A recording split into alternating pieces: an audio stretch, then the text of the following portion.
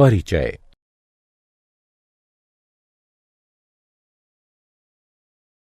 छात्रों, क्या आप बता सकते हैं कि यह कौन सा समीकरण है? यह एक रैखिक समीकरण है सर। हाँ, यह एक रैखिक समीकरण है। क्या तुम इस समीकरण को हल कर सकते हो?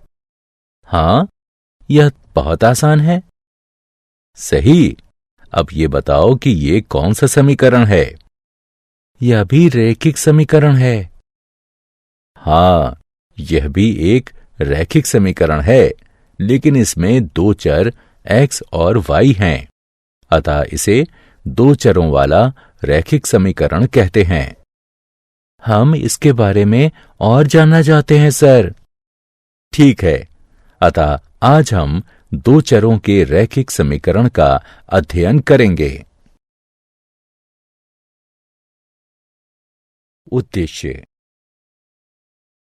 इस पाठ के अंत में आप निम्न करने में सक्षम हो जाएंगे। दो चरों के रैखिक समीकरण को परिभाषित करना, दो चरों के रैखिक समीकरण को हल करना, दिए गए समीकरण के लिए विभिन्न हल ज्ञात करना, दो चरों वाले रैखिक समीकरण के आलेख बनाना, दिए गए समीकरण का संख्या रेखा और कार्तीय तल में निरूपण करना। रैखिक समीकरण। हम जानते हैं कि एक सरल रैखिक समीकरण दो बीजीय व्यंजकों के बीच साम्य होता है। इन व्यंजकों में एक अज्ञात मान होता है, जिसे चर कहते हैं। किसी समीकरण के दोनों पक्षों को दायां पक्ष और बायां पक्ष कहते हैं।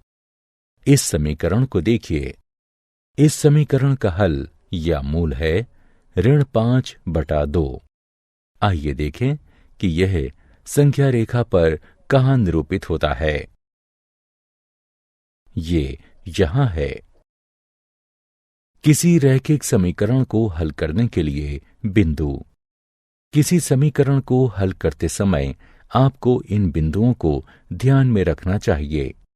किसी रैखिक समीकरण का हल प्रभावित नहीं होता जब समीकरण के दोनों पक्षों में समान संख्या जोड़ी या घटाई जाए। आप समीकरण के दोनों पक्षों में समान गैर शून्य संख्या से गुणन या विभाजन करें। दो चरों वाले रैखिक समीकरण। किसी रैखिक समीकरण में एक से ज्यादा चर हो सकते हैं। यहां हम दो चरों वाले रैखिक समीकरण के बारे में अध्ययन करेंगे। आइए एक उदाहरण लें। राहुल ने हिंदी और अंग्रेजी में कुल मिलाकर 75 अंक प्राप्त किए। अब इस सूचना को हम किस प्रकार समीकरण के रूप में व्यक्त कर सकते हैं? यहां आप देख सकते हैं कि किसी भी विषय का अंक नहीं ज्ञात है, जो कि दो अज्ञात मान मात्राएं हैं। आइए इन्हें व्यक्त करने के लिए x और y का प्रयोग करें। अतः हिंदी में प्राप्त अंक x है और अंग्रेजी में प्राप्त अंक y है। इसलिए x जमा y बराबर 75 वांछित समीकरण है। यह दो चरों वाले रैखिक समीकरण का उदाहरण है। दो चरों वाले रैखिक समीकरण के कुछ अन्य उदाहरण हैं। 1.2 s जमा 3t बराबर 5, p जमा 4q बराबर 7 और 3 बराबर 2x घटा 7y। इन समीकरणों को हम निम्न रूपों में क्रमशः व्यक्त कर सकते हैं। 1.2 s जमा 3t घटा 5 बराबर 0, p जमा 4q घटा 7 बराबर 0 और 2x घटा 7y घटा 3 बराबर 0। अतः कोई भी समीकरण जिसे ax जमा by जमा c बराबर 0 के रूप में व्यक्त किया जा सकता है, जहां a, b और c वास्तविक संख्याएं हों तथा ए और बी दोनों शून्य ना हों। दो चरों वाला रैखिक समीकरण कहा जाता है। उदाहरण, आइए अब इन समीकरणों को ax जमा by जमा c बराबर 0 के रूप में लिखें। पहले समीकरण को 2x जमा 3y घटा 4.37 बराबर 0 के रूप में लिखा जा सकता है। यहाँ a बराबर 2, b बराबर 3 और c बराबर घटा 4.37 है। दूसरे समीकरण को x घटा 3y घटा 4 बराबर 0 के रूप में लिखा जा सकता है। यहाँ a बराबर 1, b बराबर घटा 3 और c बराबर घटा 4 है। अब इस समीकरण को देखिए। इस समीकरण को हम दो चरों में लिखेंगे। इसे इस प्रकार लिख सकते हैं, 1x जमा 0y बराबर घटा 5 या 1x जमा 0y जमा 5 बराबर 0। इसी प्रकार समीकरण y बराबर 2 को 0x जमा 1y बराबर 2 या 0x जमा 1y घटा 2 बराबर 0 के रूप में लिखा जा सकता है। रैखिक समीकरण का हल। हम जानते हैं कि एक चर वाले रैखिक समीकरण का एक अद्वितीय हल होता है, लेकिन दो चरों वाले रैखिक समीकरण के कितने हल होते हैं? क्योंकि समीकरण में दो चर हैं, इसलिए इसके हल में दो मानों का युग्म होगा, एक x के लिए और दूसरा y के लिए, जो समीकरण को संतुष्ट करेंगे।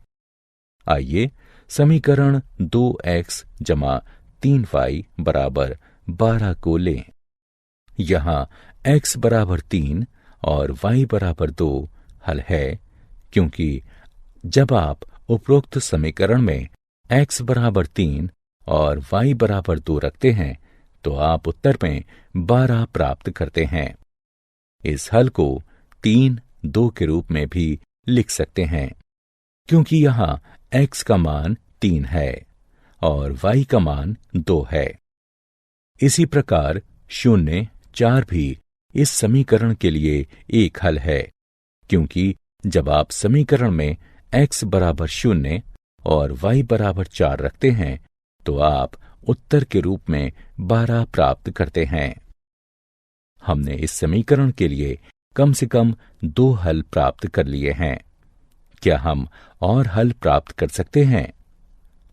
क्या 6 शून्य भी इसी समीकरण का हल है? जी हां, 6 शून्य भी इसी समीकरण का हल है, क्योंकि जब हम समीकरण में x बराबर 6 और y बराबर 0 रखते हैं तो हमें उत्तर के रूप में 12 प्राप्त होता है। इसी प्रकार इस एक समीकरण के लिए अन्य कई हल प्राप्त किए जा सकते हैं और दो चरों वाले रैखिक समीकरण के विभिन्न हलों का कोई अंत नहीं है। इसलिए हम कह सकते हैं कि दो चरों वाले रैखिक समीकरण के अपरिमित रूप से अनेक हल होते हैं।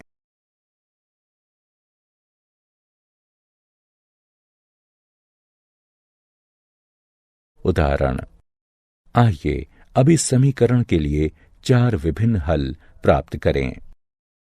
समीकरण को देखकर हम कह सकते हैं कि x बराबर 2, y बराबर 2 एक हल है, क्योंकि x बराबर 2, y बराबर 2 मान रखने पर हमें उत्तर में 6 प्राप्त होता है। आइए अब x बराबर 0 चुनें। x के इस मान के साथ दिया गया समीकरण 2y बराबर 6 हो जाता है और y बराबर 3 मान रखने पर हमें उत्तर में 6 प्राप्त होता है। इसी प्रकार y बराबर 0 लेने पर दिया गया समीकरण x बराबर 6 हो जाता है। इसलिए x बराबर 6, y बराबर 0 भी इस समीकरण का एक हल है। और चौथे हल के लिए आइए y बराबर 1 मान लें। अब दिया गया समीकरण x जमा 2 बराबर 6 हो जाएगा और x बराबर 4 रखने के बाद हमें उत्तर में 6 प्राप्त होता है। इसलिए x बराबर 4 भी दिए गए समीकरण का एक हल है। अतः दिए गए समीकरण के लिए हमारे हल हैं 2, 2, 0, 3, 6, 0 और 4, 1।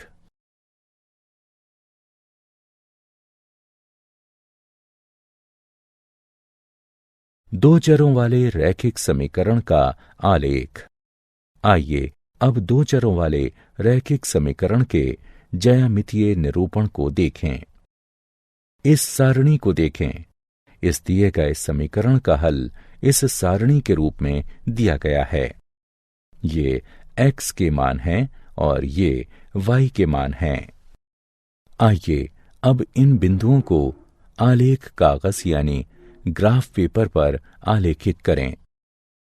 आइए पहले x बराबर 0 और y बराबर 3 मान लें। यह वह बिंदु है जिसे हमने प्राप्त किया है। इसी प्रकार इन मानों को प्रयोग करते हुए आलेख में अन्य बिंदुओं को चिन्हित कीजिए। अब इनमें से किन्हीं दो बिंदुओं को मिला दीजिए और एक रेखा प्राप्त कीजिए। आइए 0, 3 और 4, 1 को मिलाएं। इसे रेखा AB कहेंगे। हम देख सकते हैं कि दो अन्य बिंदु 2, 2 और 6, 0 भी इसी रेखा AB पर स्थित हैं। अब इस रेखा पर एक अन्य बिंदु लीजिए। आइए बिंदु 8 घटा 1 लें। क्या ये इस समीकरण का एक हल है? जी हाँ, ये एक हल है, क्योंकि x बराबर 8 और y बराबर घटा 1 मान रखने पर हमें उत्तर में 6 प्राप्त होता है। इसलिए 8 घटा 1 एक हल है।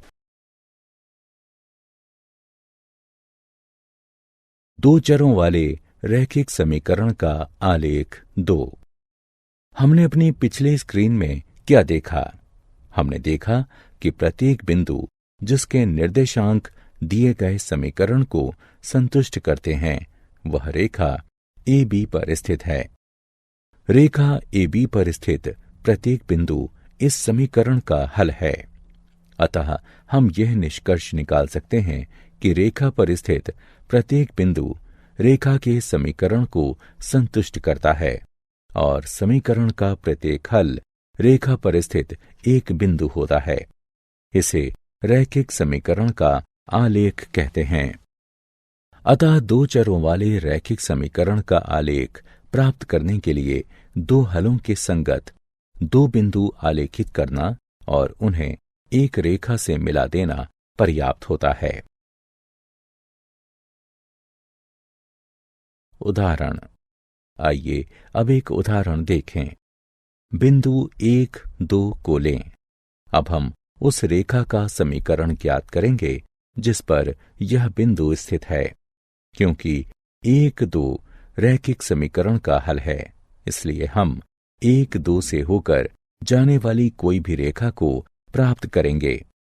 ऐसे रैखिक समीकरण का एक उदाहरण x जमा y बराबर 3 है, क्योंकि जब हम x बराबर 1 और y बराबर 2 मान रखते हैं तो हमें उत्तर में 3 प्राप्त होता है। अन्य उदाहरण है y घटा x बराबर 1, y बराबर 2x।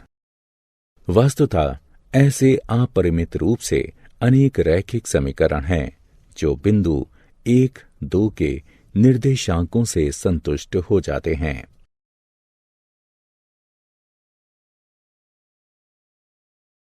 आलेख का आलेखन। आइए समीकरण x जमा y बराबर 7 के आलेख का आलेखन करें।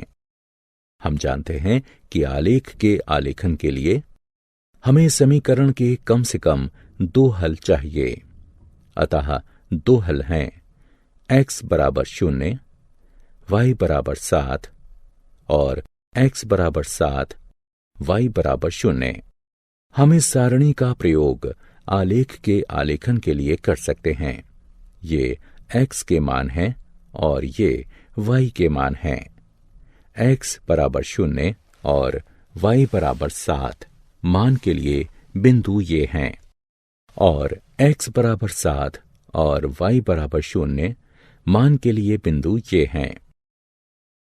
अब इन दोनों बिंदुओं को मिला दीजिए। यह दिए गए समीकरण का वांछित आलेख है।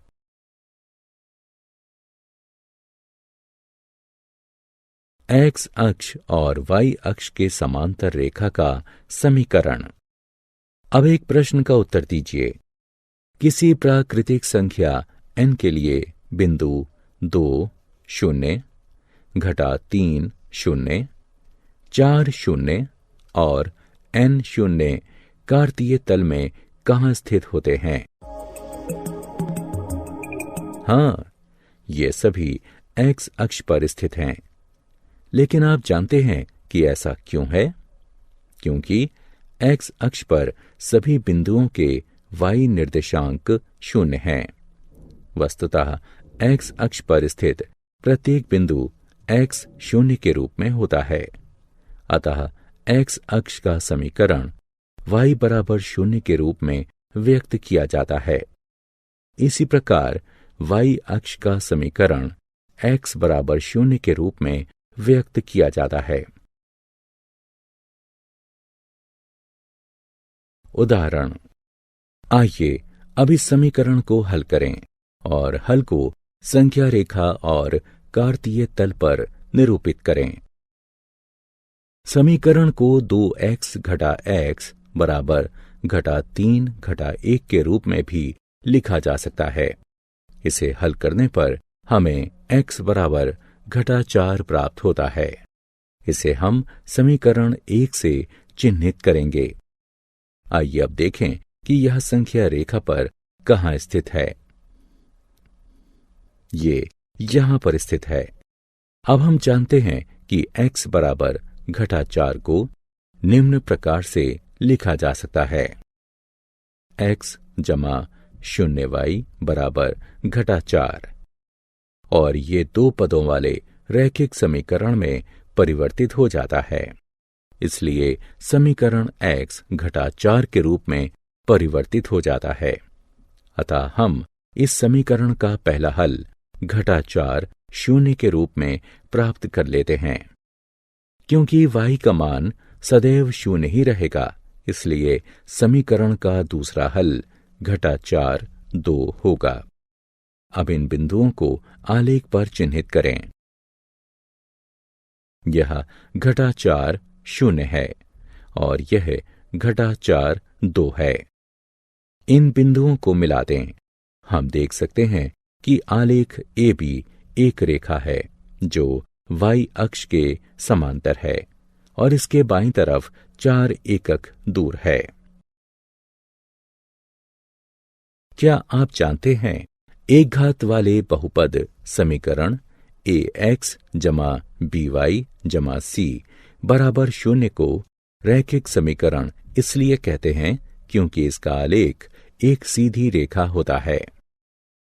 y बराबर kx वाले रूप के समीकरण का आलेख सदैव मूल बिंदु से होकर जाता है।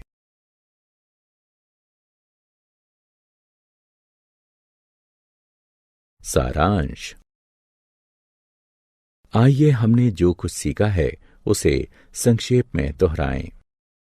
कोई भी समीकरण जिसे ax जमा by जमा c बराबर 0 के रूप में व्यक्त किया जा सकता है, जहां a, b और c वास्तविक संख्याएं हों तथा a और b दोनों 0 न हों, 2 चरों वाला रैखिक समीकरण कहा जाता है। 2 चरों वाले रैखिक समीकरण के अपरिमित रूप से अनेक हल होते हैं। 2 चरों वाले प्रत्येक रैखिक समीकरण का आलेख एक सीधी रेखा होता है। एक्स अक्ष का समीकरण y बराबर 0 होता है और y अक्ष का समीकरण x बराबर 0 होता है। x बराबर a का आलेख एक सीधी रेखा होता है जो y अक्ष के समांतर होती है। y बराबर a का आलेख एक सीधी रेखा होता है जो x अक्ष के समांतर होती है। y बराबर mx वाले रूप का समीकरण एक रेखा को प्रदर्शित करता है जो सदैव मूल बिंदु से होकर गुजरती है। दो चरों के रैखिक समीकरण के आलेख पर स्थित प्रत्येक बिंदु रैखिक समीकरण का हल होता है। साथ ही रैखिक समीकरण का प्रत्येक हल रैखिक समीकरण के आलेख पर स्थित एक बिंदु होता है।